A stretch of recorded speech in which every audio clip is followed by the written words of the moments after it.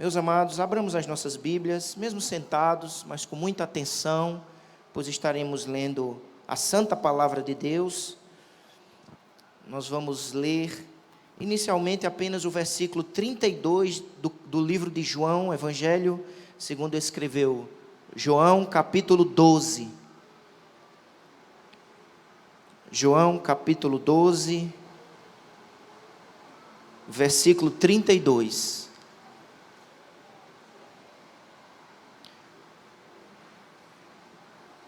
João 12, 32. E eu, quando for levantado da terra, atrairei todos a mim mesmo. Vamos juntos repetir o verso 32?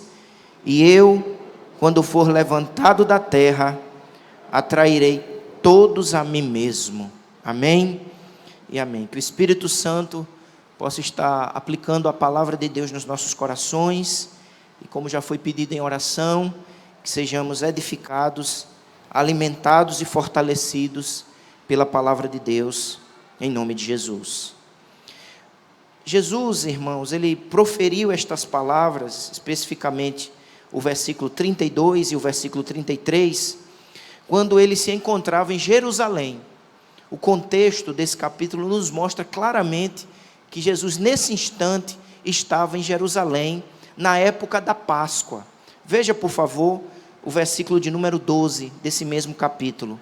No dia seguinte, a numerosa multidão que viera à festa, no caso a Páscoa, tendo ouvido que Jesus estava de caminho para Jerusalém. Então Jesus estava em Jerusalém. E é nesse contexto, de festividades da Páscoa, na cidade de Jerusalém, que nós encontramos um grupo de gentios, chamados aqui de gregos, pois eram pessoas que falavam grego, desejando encontrarem-se com Jesus. Observe, por favor, o capítulo 12, o versículo 20, diz assim: Ora, entre os que subiram para adorar, durante a festa, ou seja, a Páscoa, havia alguns gregos. Gregos aqui, como tenho dito, se refere a pessoas vindas de várias partes do mundo, que falavam grego, mas eram gentílicas, eram pessoas não judaicas, possivelmente indivíduos que exerciam simpatia pelas festividades religiosas judaicas. Mas o versículo 21 diz que esses indivíduos gentios, eles se dirigiram a Filipe, verso 21, estes, pois, se dirigiram a Filipe, que era de Betsaida, da Galileia, e lhe rogaram: Senhor, queremos ver Jesus. Portanto, esse grupo de pessoas não judaicas desejavam encontrar-se com Jesus, não apenas vê-lo de longe, que possivelmente eles já tinham visto Jesus, mas agora eles querem um encontro com Jesus, uma conversa com Jesus. Eles querem uma entrevista, vamos dizer assim, com Jesus. O versículo 22, portanto, vai nos dizer que Filipe diz a André, e André e Filipe comunicaram a Jesus essa notícia: olha, Jesus, há um grupo de gregos, há um grupo de gentios que deseja encontrarem-se contigo, falar contigo. E o que acontece aqui, meus amados irmãos, e o que nos chama a atenção, é que no momento em que Jesus ouve essa informação, de que há um grupo de gentios que deseja aproximarem-se dele, encontrarem-se com ele, neste momento, Jesus então profere as seguintes palavras, que estão registradas no versículo 23. Observe comigo: respondeu-lhes Jesus. Qual é a resposta de Jesus? É chegada a hora de ser glorificado o Filho do Homem. A hora chegou. No Evangelho de João, em vários momentos, Jesus diz: a minha hora não é chegada.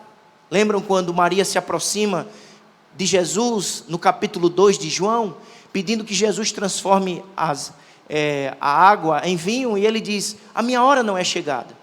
E essa expressão, a minha hora não é chegada, se repete ao longo de vários capítulos do Evangelho de João. Mas nesse instante, o Senhor já não diz, a minha hora não é chegada. Ele diz, chegou a hora. A hora chegou. O tempo chegou. E ele diz que a hora é chegada, a hora de ser glorificado o Filho do Homem. Você pode repetir essa expressão do verso 23? É chegada a hora de ser glorificado o Filho do Homem. A hora de ser glorificado o Filho do Homem chegou. Mas no momento em que Jesus diz que sua hora de ser glorificado chegou, ele começa exatamente a falar de sua morte. É interessante, porque Jesus vai associar glória à sua morte. É exatamente o que ele diz, é exatamente o que ele fala no versículo de número 24. Perceba, logo que ele diz, a minha hora é chegada, ele, portanto, vai se utilizar aqui de uma ilustração, falando as seguintes palavras, verso 24. Em verdade vos digo, se o grão de trigo caindo na terra não morrer, fica ele só. Mas se morrer, o que vai acontecer, igreja? Produz muito fruto. Percebam então o que Jesus está afirmando. Minha hora chegou. A hora do Filho do Homem ser glorificado chegou. E o que significa que a hora de ser glorificado o Filho do Homem chegou? Significa que a hora de sua morte chegou. E ele faz o uso dessa ilustração, dizendo que só há colheita se o trigo morrer. Se o trigo não morrer, não haverá colheita. O que Jesus está fazendo? Ele está se apresentando como este trigo que precisa morrer. E na medida que esse trigo morre, uma grande colheita espiritual é garantida. Mas não há colheita espiritual sem que o trigo morra. O trigo precisa morrer. Portanto, o clima, ou melhor, o assunto da conversa com os seus discípulos é exatamente sobre a sua morte, a necessidade de sua morte. E aqui, meus irmãos, Jesus está passando por uma experiência que se aproxima do Getsêmani, porque veja o que ele vai dizer no versículo 27. Agora está angustiada a minha alma. E que direi eu? Pai, salva-me desta hora.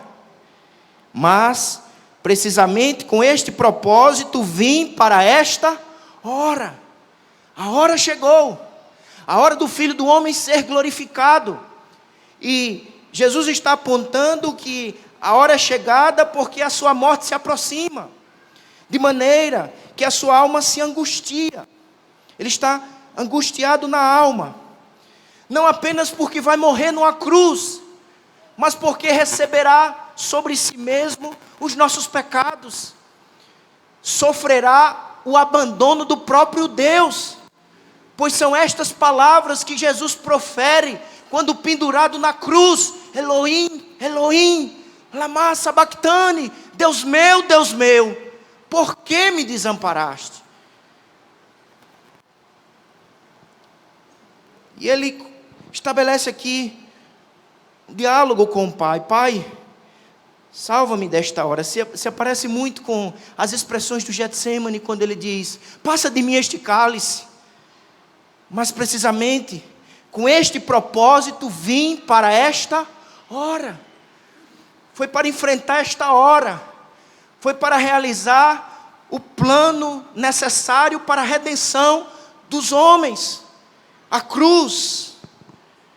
Mas ao mesmo tempo que ele diz, Pai, salva-me desta hora, ele afirma, precisamente com este propósito, eu vim para esta hora. E no verso 28 ele diz, Pai, glorifica o teu nome, que o teu nome seja glorificado. Ele é como se ele estivesse afirmando as mesmas palavras que afirmará no Getsêmane: que não seja feita a minha vontade, mas que a tua vontade se cumpra. E Jesus glorifica o nome do Pai, se submetendo à vontade do Pai, que é morrer pendurado numa cruz. E aqui, amados irmãos, imediatamente, no verso 28, Jesus recebe a resposta do Pai, quando diz no verso 28, então veio uma voz do céu: eu já o glorifiquei e ainda o glorificarei. O Pai imediatamente responde às perguntas do Filho Jesus Cristo. Ele diz: eu já glorifiquei e ainda o glorificarei. O Filho já glorificou o Pai no momento em que Ele encarnou, porque é exatamente isso que nos diz João 1,14, o Verbo se fez carne e habitou entre nós, e vimos a sua glória, a glória do unigênito do Pai. O Filho glorificou o Pai no momento em que o Monte da Transfiguração, há uma manifestação da glória do Senhor, e a voz do Pai diz: este é meu Filho amado, em quem me comprazo. Jesus já havia glorificado o Pai através dos seus sinais, dos seus ensinos. Mas agora, Ele diz que o glorificará através da sua morte. Eu ainda o glorificarei. A multidão, verso 29, pois que ali estava, tendo ouvido a voz, dizia ter havido um trovão. Alguns naquele grupo ali, que querem explicar o sobrenatural de maneira comum, de maneira natural. Eles dizem: apenas um trovão. Não, foi a voz do Pai. Foi a resposta de Deus para o Filho. Outros diziam: foi um anjo que lhe falou. Versículo 30.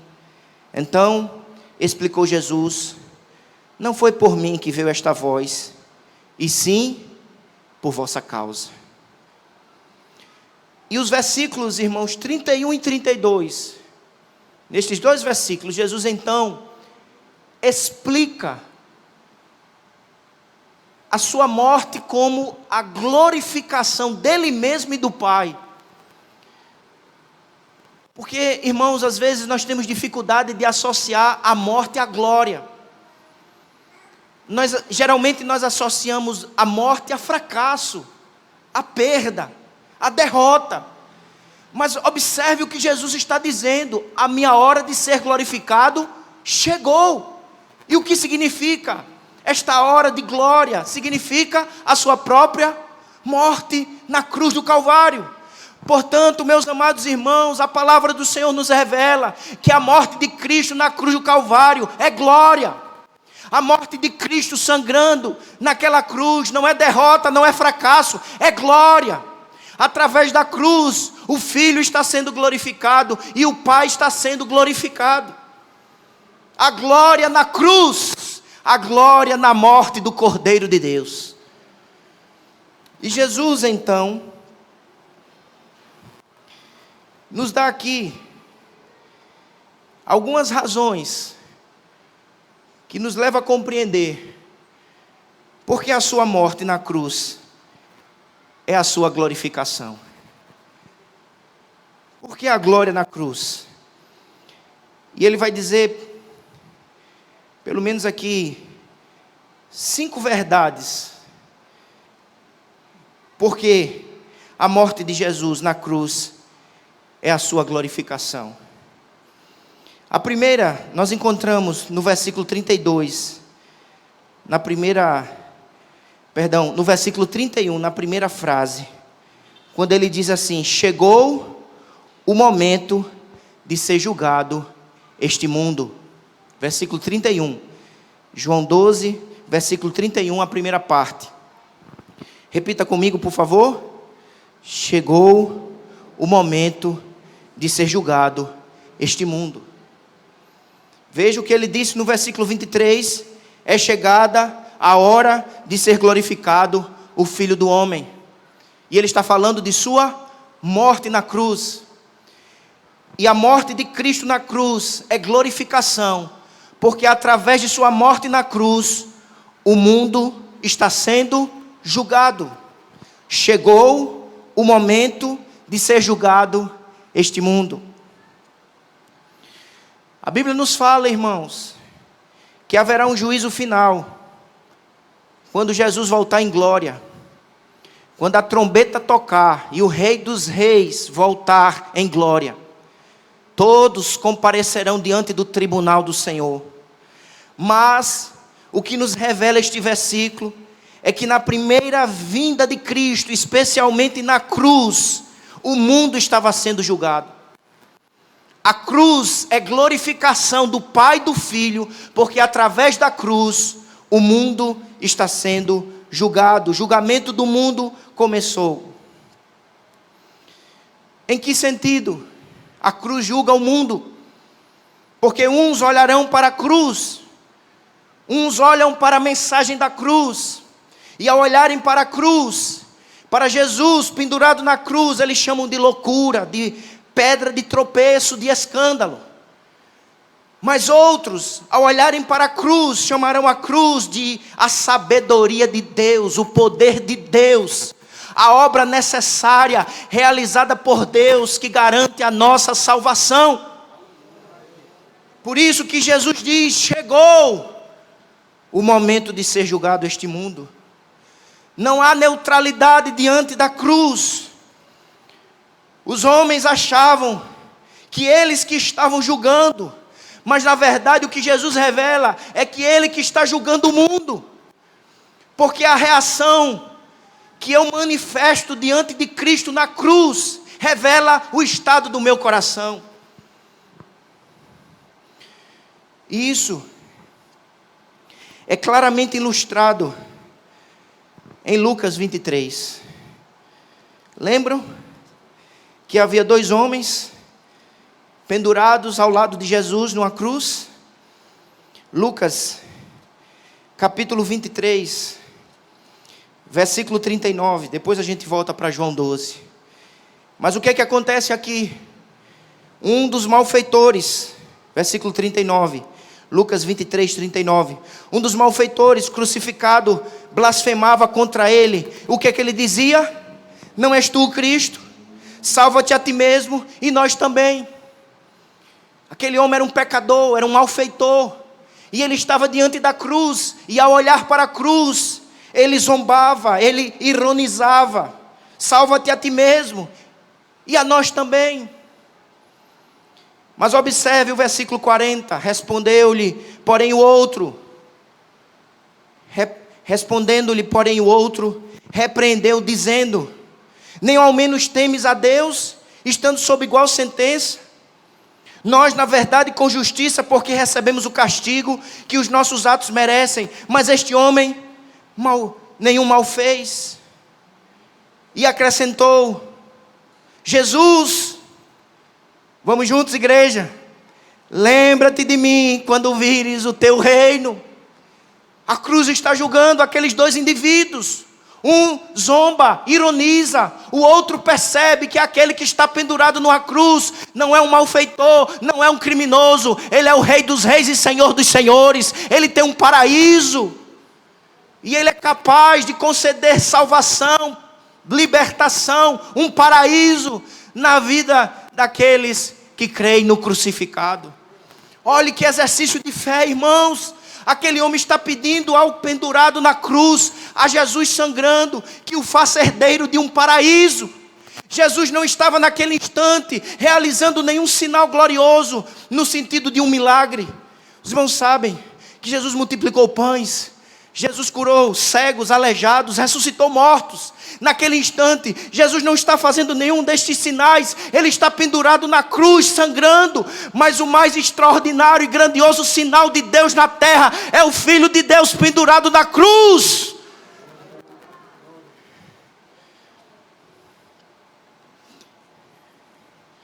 E é exatamente isso que esse homem percebeu. Ele disse: Jesus, lembra-te de mim quando vieres no teu reino. Jesus lhe respondeu. Qual foi a resposta de Jesus, igreja? Em verdade te digo que hoje estarás comigo no paraíso. Ele concede paraíso, Ele concede perdão, Ele concede os céus, Ele concede transformação, Ele concede vida e vida em abundância. Mas para conceder paraíso, perdão e salvação, Ele precisou sangrar numa cruz, morrer pendurado naquela cruz. Por isso que Ele diz, chegou a hora do Filho de Deus ser glorificado, e Ele é glorificado plenamente através da cruz. A glória na cruz. Diga amém, igreja. Porque o mundo está sendo julgado. Não pode haver, comentarista bíblico disse isto, não pode haver esperança para aqueles que rejeitam a única pessoa cuja morte é a autorrevelação graciosa e salvadora de Deus. Não há esperança para os que rejeitam a mensagem da cruz. Mesmo aquele homem pendurado, houve esperança para ele, porque ele não rejeitou a mensagem da cruz. Qual tem sido a sua reação diante da mensagem da cruz? Qual tem sido a sua reação diante da verdade que declara que o Filho de Deus teve que morrer pendurado numa cruz como maldito? Você chama de pedra de tropeço, de loucura, ou sabedoria de Deus, poder de Deus? O mistério revelado. Mas em segundo lugar, volte por favor para João 12. Porque a morte de Cristo na cruz é glorificação. Em segundo lugar, porque ele vai dizer assim, ainda no versículo 31. Chegou o momento de ser julgado este mundo. Segundo, e agora o seu príncipe será expulso. Irmãos, em Gênesis, capítulo 3, foi pronunciado uma promessa. No momento em que o pecado entrou na humanidade, arruinou a humanidade, Deus manifestou graça, trazendo uma promessa. Gênesis 3,15 está escrito, da semente da mulher nascerá um que esmagará a cabeça da serpente. A cabeça de Satanás é esmagada através do sangue derramado na cruz do Calvário. A glória na cruz, porque através da cruz o mal é vencido, o pecado é derrotado e a cabeça da serpente é esmagada. Jesus fez o que o primeiro Adão fracassou. O que é que o primeiro Adão deveria ter feito quando a serpente veio com conversa para a mulher dele e para ele? O que todo ser humano tem que fazer diante de uma serpente é meter a cajadada e esmagar a serpente. O primeiro Adão não fez isso, mas o segundo Adão fez. Só que ele teve que fazer através do seu sacrifício. Por isso que ele diz que a minha hora de glória chegará. Porque através da cruz, o príncipe deste mundo será expulso. Guarda esse texto aqui, irmãos, e vá para Colossenses, por favor. Colossenses, capítulo 2.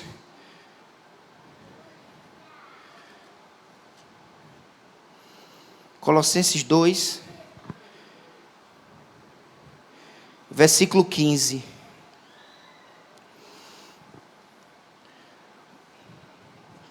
O que diz?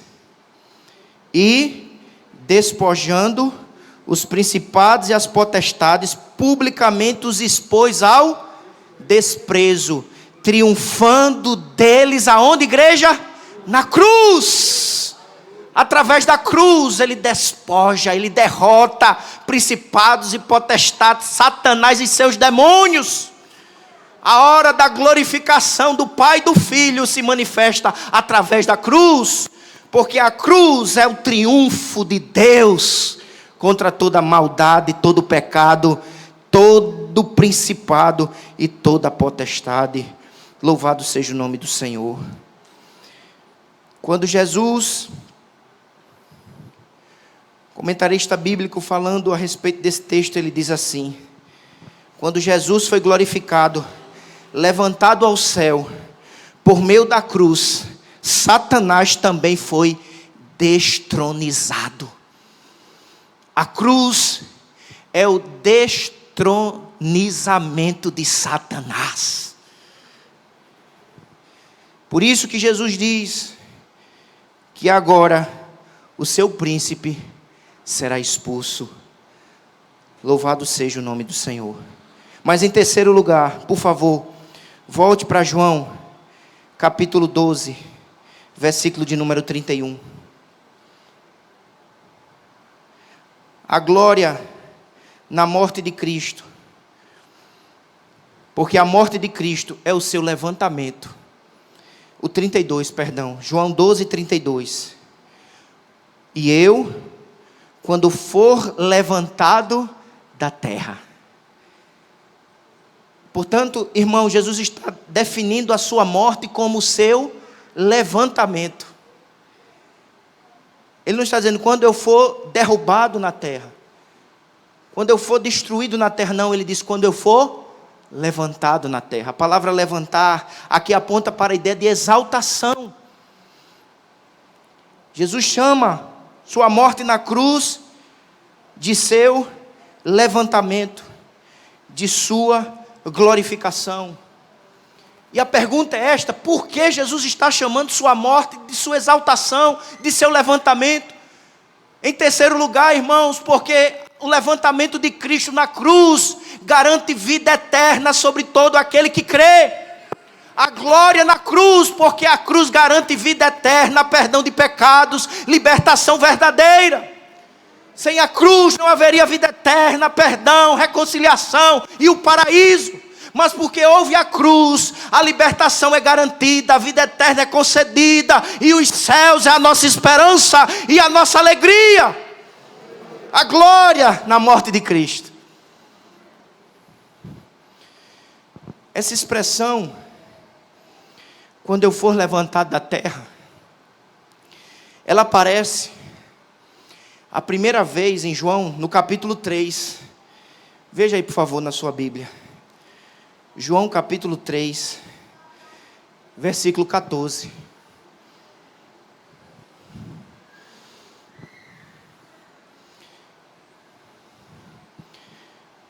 O que é que diz? E do modo, porque Moisés levantou a serpente no deserto, assim importa que o Filho do Homem seja levantado. Aqui o texto está se referindo a um episódio que aconteceu quando o povo estava no deserto. E eles pecam contra o Senhor, eles murmuram contra o Senhor. O Senhor envia um castigo, que são serpentes venenosas e mortíferas. E algumas pessoas morrem. Moisés clama a Deus. E o Senhor orienta Moisés dizendo: levante uma haste. E todo aquele que for mordido pela serpente venenosa, mortífera, olhar para a serpente levantada, o veneno vai cessar, a morte vai ser impedida. Aquilo, irmãos, era um tipo, era um símbolo da obra de Cristo. Por isso que ele está dizendo: como a serpente no deserto foi levantada, assim importa que o Filho do Homem seja levantado. E quem olhar para ele com fé, recebe dele graciosamente libertação da morte eterna, do inferno e de todo o mal. É isso que o texto nos ensina. Versículo 14, vamos ler mais uma vez? E do modo porque Moisés levantou a serpente no deserto, assim importa que o Filho do Homem seja levantado. Para que aconteça o quê? Verso 15, vamos juntos? Para que todo que nele crê tenha vida eterna. Ele é o levantado.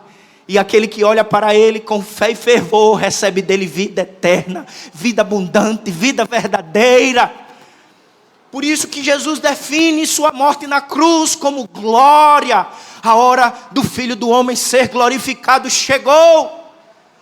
E a hora da sua glorificação é a hora da sua cruz, da sua morte. Porque a morte de Cristo julga o mundo. A morte de Cristo garante o esmagamento da cabeça da serpente. E a morte de Cristo garante vida, e vida em abundância, vida eterna, vida de paz, vida verdadeira. Olhe para Jesus, confie em Jesus, crê em Jesus. Porque através de sua morte na cruz do Calvário, Ele garante o que promete. Ele promete vida, Ele promete o paraíso, Ele promete reconciliação. E Ele concede o que Ele promete. Porque Ele é o levantado. Mas em segundo, há outro texto que fala de Jesus como levantado. É João 8. Veja aí na sua Bíblia. João 8, 28. O que diz? Disse-lhe, pois, Jesus: quando levantardes o Filho do Homem, então sabereis que eu sou. Então, e que nada faço por mim mesmo, mas falo como o Pai me ensinou. Aonde que Jesus revela que Ele é o eu sou? É a mesma expressão de Êxodo 3. Quando Moisés perguntou: qual nome que darei diante de Faraó, de ti? Ele diz: Moisés, diga a Faraó que o eu sou te envia. E Jesus está dizendo que quando Ele for levantado, Ele vai revelar que Ele é o eu sou, Ele é o Senhor. Porque a cruz revela extraordinários atributos de Deus. A cruz revela a santidade de Deus, a justiça de Deus, a misericórdia de Deus, o amor de Deus, a graça de Deus. Ele é justo, Ele está irado contra o pecado, mas a cruz satisfaz a justiça do justo juiz de toda a terra. A cruz revela o atributo do amor e da misericórdia, porque aquele lugar de maldição, de abandono era meu e era teu, mas Ele tomou, Ele nos substituiu, Ele nos amou primeiro, Ele nos amou até o fim. Por isso que a glória na cruz, porque a glória revela a justiça de Deus, o amor de Deus, o poder de Deus, a sabedoria de Deus. A glória na cruz, porque Jesus, como levantado, garante as bênçãos dos céus. Ele se levantou, Ele foi levantado na cruz. Ele morreu, mas ao terceiro dia Ele levantou-se dentre os mortos. Ele levantou-se na cruz para garantir a salvação. E Ele levantou-se do túmulo para confirmar a nossa justificação. Ele é o levantado porque morreu numa cruz, mas Ele é também o levantado porque não continuou morto, mas ao terceiro dia ressuscitou em glória. Ele é o levantado porque depois de 40 dias... Ele ascendeu aos céus, Ele está à destra do Pai, Ele intercede por nós, e um dia Ele voltará em glória, o levantado, glorioso Filho de Deus, que morreu numa cruz para garantir vida e vida em abundância, um dia voltará em glória.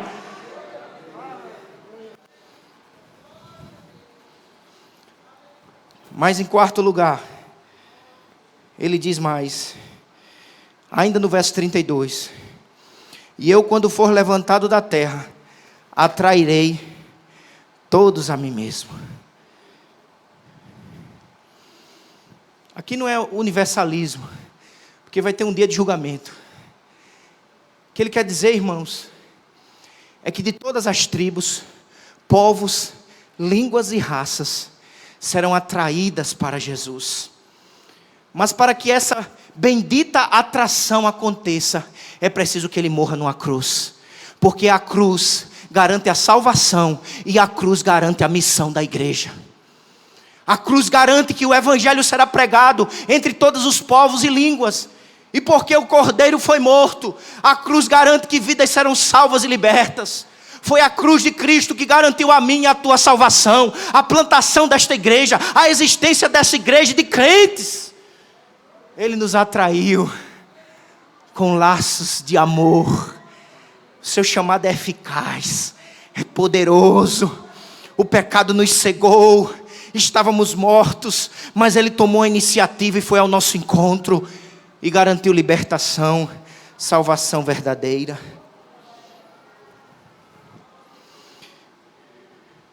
Por isso que Ele, na hora que os gregos chegam, Ele compreendeu então que a hora de possibilitar o encontro dos gregos, dos judeus, dos brasileiros, dos japoneses, de todas as tribos, povos e línguas.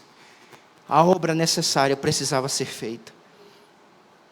Por isso, que há vários textos no livro de João que profetizam essa verdade. Por exemplo, João 10. Olha aí na sua Bíblia, por favor. João 10, 16. Olha o que Jesus disse. Ainda tenho outras ovelhas, não deste aprisco. A mim me convém conduzi-las. Elas ouvirão a minha voz. Então haverá um rebanho e um pastor. Ele diz, tem mais ovelhas. E eu vou conduzi-las. Mas observe o que ele está dizendo no 12:32. Mas para que eu possa atraí-las, é necessário que eu seja glorificado. A morte de Cristo é glória, porque através de sua morte na cruz, uma grande colheita espiritual é garantida. Ele disse isso também no 11:51. Ora,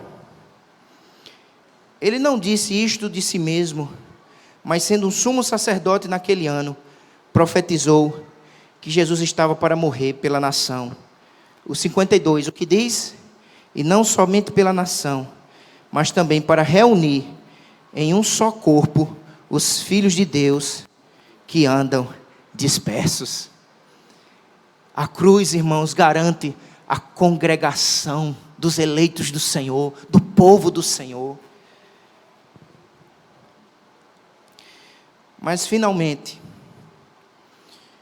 a cruz é glória, porque a morte de Cristo na cruz é a inauguração do fim dos tempos. Veja que ele diz no versículo 23, é chegada a hora. E no versículo 31 ele diz, chegou. Você pode repetir comigo essa expressão? É chegada a hora. E o 31 diz, chegou. Jesus está dizendo, irmãos, que aquilo que havia sido predito, as promessas anunciadas desde o Gênesis, por Jeremias, por Isaías, todas aquelas promessas, todos aqueles símbolos, toda aquela tipologia, se realiza plenamente em Jesus. Chegou. A promessa se cumpriu. O Cordeiro de Deus chegou para salvar, para vencer, para expulsar Satanás, para atrair homens e mulheres à salvação. A promessa de salvação é realizada, é concretizada. Portanto, Jesus afirma que a esperança escatológica se realiza e se concretiza e é garantida através da cruz. A glória na cruz, porque a morte de Cristo na cruz é a inauguração da esperança de um novo céu, de uma nova terra, de onde Ele enxugará de nossos olhos todas as lágrimas. Mas eu quero encerrar, irmãos, essa mensagem com as palavras que encerram este parágrafo. Há uma multidão ouvindo. No versículo 34 nós descobrimos isto. Replicou-lhe, pois, a multidão: nós temos ouvido da lei que o Senhor permanece para sempre. E como dizes tu ser necessário que o Filho do Homem seja levantado? Quem é esse Filho do Homem? Olha que coisa interessante, irmão. Jesus está ensinando aquela multidão, explicando, mas muitos não entendem. Porque eles achavam que o Messias viveria para sempre. E há versículos na Bíblia, profecias na Bíblia, que afirmam que Jesus, o Messias, viverá para sempre. Mas antes dessa vida eterna, é necessário que ele experimente a morte. Eles não conseguem compreender. E eles questionam Jesus. Mas Jesus responde, não os questionamentos deles, mas Jesus responde com as seguintes palavras, registradas no versículo 35. Ainda por um pouco, a luz está convosco.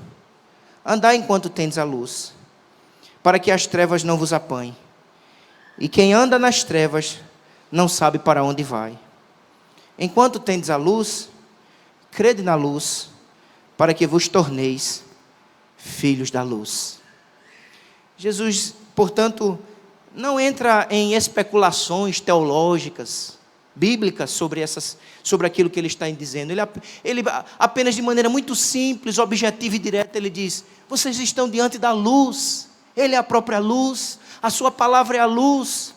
Portanto, ele chama aquelas pessoas a crerem, ele convida aquelas pessoas a exercerem fé em seu ensino, em sua palavra. Enquanto tendes a luz, crede na luz, para que vos torneis filhos da luz. Só uma maneira de nos tornarmos filhos da luz é crendo na luz, e a luz é Jesus. Esta luz que é Jesus, Deus em carne, precisou manifestar o seu amor numa cruz, para que pudéssemos nos tornar luz. Porque entregues a nós mesmos somos trevas. Paulo diz isso em Efésios 5:8. Eres trevas, mas agora sois luz no Senhor. Podemos ser libertos das trevas, do pecado e da morte, através da luz que é Jesus. E o que foi necessário para garantir a nossa libertação, transformação, foi feito através da cruz. Crê em Jesus, entregue-se a Jesus, alegre-se em Jesus, porque através dele você tem luz, perdão, vida eterna. O preço foi pago, a obra foi realizada, a salvação é garantida através do levantado Jesus Cristo, o Filho de Deus. Que Deus nos abençoe.